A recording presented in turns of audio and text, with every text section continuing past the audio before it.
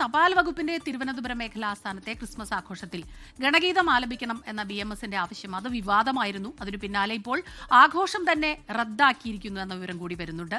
പരിപാടി റദ്ദാക്കിയതായി ജീവനക്കാർക്ക് ഇമെയിൽ ലഭിച്ചു.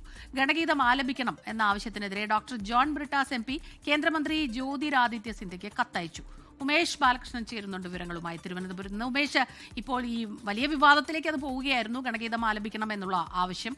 അതിപ്പോൾ പരിപാടി തന്നെ റദ്ദാക്കുന്നതിലേക്ക് പോകുന്നു എന്ന് പറയുമ്പോൾ വലിയ വിഷമം തോന്നുന്നുണ്ട്. ഖേദകരമാണത്. എന്തിനാണ് ഇങ്ങനെ പരിപാടി റദ്ദാക്കേണ്ടി വന്നത്? ഗണഗീതം ആലപിക്കുക എന്നുള്ളത് റദ്ദാക്കാൻ കഴിയില്ലേ? എന്തായാലും പരിപാടി പൂർണ്ണമായി റദ്ദാക്കുകയാണ് ഇപ്പോൾ ചെയ്തിരിക്കുന്നത്. ഇതുമായി ബന്ധപ്പെട്ടുള്ള അറിയിപ്പ് ഡയറക്ടർ ഓഫ് പോസ്റ്റൽ സർവീസ് ഇപ്പോൾ തിരുവനന്തപുരം സർക്കിളിലെ എല്ലാ ഉദ്യോഗസ്ഥരെയും അറിയിക്കുകയും ചെയ്തു.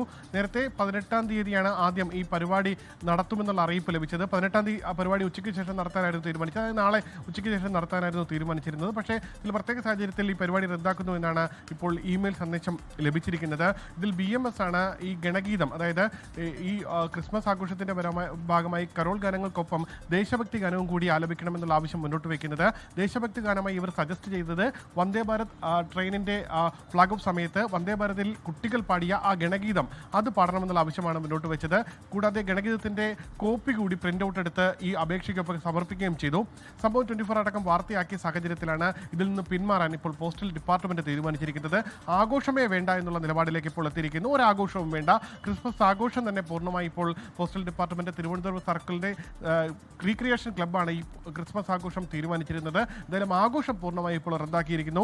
BMSന്റെ ആവശ്യം, സ്വാഭാവികമായി കേന്ദ്ര സർക്കാർ സ്ഥാപനമാണ് പോസ്റ്റൽ ഡിപ്പാർട്ട്മെന്റ്.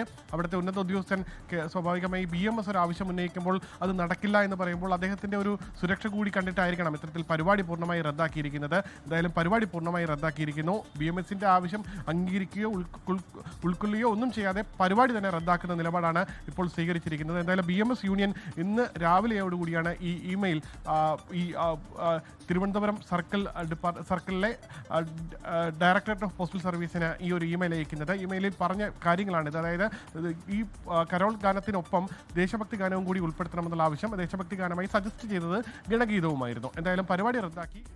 പരിപാടി നടത്തിയാൽ പരിപാടിക്കൊപ്പം ഗണഗീതം ആലപിച്ചാൽ എതിർപ്പുമായി. ഉമേഷ് ബാലകൃഷ്ണനാണ് തിരുവനന്തപുരത്ത് നിന്ന് ഈ വാർത്തയുടെ വിശദാംശങ്ങളുമായി നമുക്കൊപ്പം ചേർന്നത്. ലോകത്തെവിടെയായാലും ഏത് സമയത്തും 24 വാർത്തകളും ഓഗ്മെന്റഡ് റിയാലിറ്റി പാക്കേജുകളും എക്സ്പ്ലെയിനറുകളും വിശദമായി കാണാൻ ഞങ്ങളുടെ YouTube ചാനൽ നിങ്ങൾക്ക് സബ്സ്ക്രൈബ് ചെയ്യാം.